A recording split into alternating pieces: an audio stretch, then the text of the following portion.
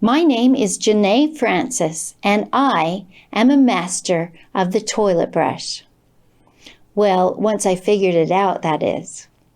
At first, when I switched to a toilet brush, things didn't go that great. Long story short, I switched back to toilet paper. That may be a joke, but there's a message there. Use the right tool for the job. I use this remarkable tool, the toilet brush, as a visual aid in mastering clean speech and clean living. I, like you, am a survivor of others' dirty choices. These toilet stains have taught me how to help people clean up their thoughts, their words, and their lives. I help get others off the pot and flush those disgusting emotions holding them back. I hand them just the toilet brush they need to choose different words and make new choices. Because I know I am a great scrubber of the John, I cannot fail. Words are God's natural drain cleaners, influencing people to the positive and to function in their conscious minds. Wait, what did I just say? Get your words out of the toilet, people. And here's how you can do it. My talk is called Stop the Potty Talk. The term potty talk may sound funny, but it's a real thing, and I hear it from everyone at one point or another. It's likely you don't understand my definition of potty talk.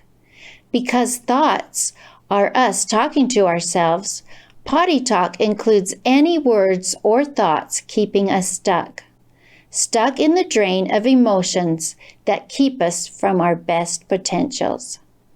That's a lot of muck, and we may need a way to let go of it all. I'm here to tell you that the secret to clean living is remembering all those experiences you've had with the throne. We need to do frequent self-checks to see how we're doing and then let go of our waste.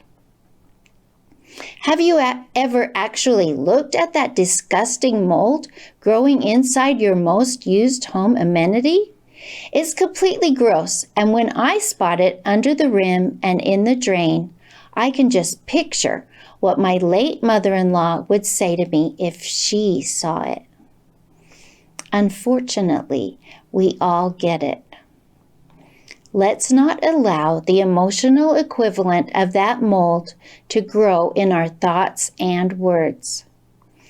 Let's not go off with all that stinkin' thinking and forget to apply to our lives our knowledge gained by our thousands of trips to the toilet. We've got to let go of our potty talk, people. I remember all too well years and years of spreading my personal crap all over people, just like a baby playing with that stuff in his diaper. My emotional choices were totally stomach churning. Just like a hemorrhoid, it stings when I recall throwing a totally 3-year-old tantrum and then not only blaming my daughter for what I had just done, but punishing her severely for it. And I actually convinced other people that she was bad because she got me to say a word I consider dirty and disgusting. Now, that reminds me of a big, huge turd.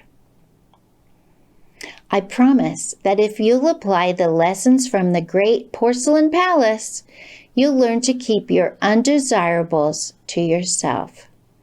No more potty talk. So, how can we climb out of the bowl? Here are 3 lessons I've learned from my own potty participation. Number 1, stop the potty talk, people. A number 1 potty talk word that we often don't realize is try. Stop telling everyone you will try this and try that. Trying is lying. and giving yourself permission to fail in advance before you even do anything. And there are a whole buttload of other potty words. Should is another potty word you hear multiple times every day. If you stop to think about all the guilt and blame created by this one popular word, you'll want to stop shoulding on yourself and others. Should is right up there with I can't. What you focus on grows, and telling yourself you can't is a sure way to fail. Why not tell yourself that you are learning to do whatever project you are talking about and then have that come true instead? I'm learning is a great anti-potty phrase. Speaking of anti-potty words, yet is a great addition. Yet is a superhero of words, a great savior of the potty talk. You can add yet at the tail end of nearly any potty phrase and save your mind from potty disaster. Just listen to this. I can't find my keys. Yet. Yet totally opens your mind to the possibility that you will be able to find your keys. Now you'll be able to do anything you tell your mind you will be able to do. I can't organize this room yet. I can't get the dishes done yet. Speaking of dishes, we do a whole lot of potty talking about those and all of our so-called chores. Stop saying that you have to do the dishes or that you have to do anything in your life. The truth is, we get to do the dishes. While you are washing those dishes, think about the blessing of getting to eat on plates all the nutritious food available to us in this great land of abundance. My goodness, what would your life be like if you didn't get to do the dishes or any of your other so-called chores? What would life be like if you didn't get to clean your house? If you didn't get to scrape off the windshield in your car? Sheesh, we get a lot of privileges and they are so awesome. I have 100 ways to clean up your potty talk and a lot of potty training for your speech and thoughts in my new booklet, Stop the Potty Talk. This booklet will be available at the upcoming Empower You Expo at the Mountain America Expo Center. And following that at stopthepottytalk.com.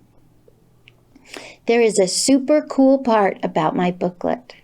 It's that it is a fundraiser to provide therapy for survivors of sexual abuse. Any booklets you purchase not only help you, but they help others get rid of something that's definitely the source of a lot of potty talk in their lives. I also have sets of Stop the Potty Talk cards that give you a prompt for improving your words and self-talk every day. You just randomly select a card and follow the directions. Here's an example of one card now. I chose this one because it is appropriately themed for my potty talk. This affirmation says, I am clean, as you will be reminded to flush. Detox your mind, body, and your contact list, said Supra Nova Sloan. The directions to tell yourself on the day you choose this card are, mental cleansing can help me focus. I am doing some deep breathing, stretching exercises, and taking breaks from electronic devices. Here are some other lessons I've learned from my real-life potty training. Stop the constipation. Laxatives sometimes save you. Laxatives for our minds include rewriting the emotions from our past, good books, good music, and a million other good things. Here's a toilet brush you can keep. Our life equivalents of that stuff in the toilet come into our lives regularly, uninvited, and naturally. If we want to flush it away, we've got to take action. Light a match. You know what I'm talking about. We've all been there, not wanting anyone else to discover that stink we've left behind. If you don't clean up your stinkin' thinking for your own self, do it for others. Just like no one wants to be on the sniffing end of flatulence, they don't want to be near you when you toot away with your negativity. If you've got stinking stories, write them down instead of spewing them all over people, and then burn that piece of paper. Burning the paper with our negative words is so exciting for me because it literally is an act of burning, and it sheds light on our darkness. If these ideas and suggestions resonate with you, I've got a whole lot more crappy anecdotes flinging around for you in my booklet, Stop the Potty Talk, available now at stopthepottytalk.com. If you would like an inner potty cleansing coaching session with me, visit my website, stopthepottytalk.com, and schedule a one-on-one with me. Your rear end will be glad you did.